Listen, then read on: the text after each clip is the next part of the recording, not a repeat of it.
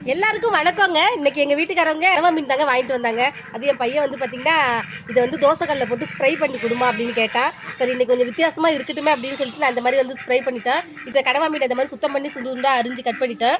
பார்த்தீங்கன்னா மசாலா தூள் எல்லாமே நம்ம சேர்த்துட்டோம். உப்பு, மஞ்சத்தூள், காரத்தூள், மிளகுத்தூள், மட்டன், சிக்கன் மசாலா இது எல்லாமே நம்ம வந்து சேர்த்துருக்கோம். சேர்த்து நல்லா எல்லாத்தையுமே நல்லா மிக்ஸ் பண்ணி வச்சுட்டோம்.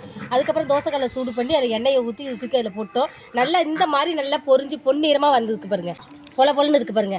இந்த வீடியோ வந்து நம்ம சேனல்ல இருக்கு, போய் பாருங்க. இப்போ வாங்க இது சாப்பிட்டு. நல்ல மனமாவும் இருக்கு, நல்லா இருக்கு பார்க்கறதுக்கு. தொக்கு மாதிரி இல்லை, இந்த மாதிரி ஸ்ப்ரை பண்ணி கொடுத்து நம்ம வந்து பிள்ளைங்களுக்கு வந்து ஸ்கூலுக்கு வந்து நம்ம வந்து சாப்பாட்டுக்கு வந்து இந்த மாதிரி லஞ்சில் வந்து நம்ம வச்சு கொடுத்தா பிள்ளைங்க வந்து விரும்பி சாப்பிடுவாங்க. கனவா மீனே பிள்ளைங்க சாப்பிட மாட்டாங்க, இப்போ வந்து இந்த மாதிரி செஞ்சதுனால தான் விரும்பி சாப்பிட்றாங்க. இந்த மாதிரி கனவா மீன் வேணா உங்கள் வீட்லேயும் வந்து செஞ்சு பாருங்க. எப்படி இருக்குன்னு கமெண்ட்ல சொல்லுங்க. இந்த வீடியோ பிடிச்சிருந்தா லைக் பண்ணுங்க, எல்லாருக்கும் ஷேர் பண்ணி விடுங்க. பாய்.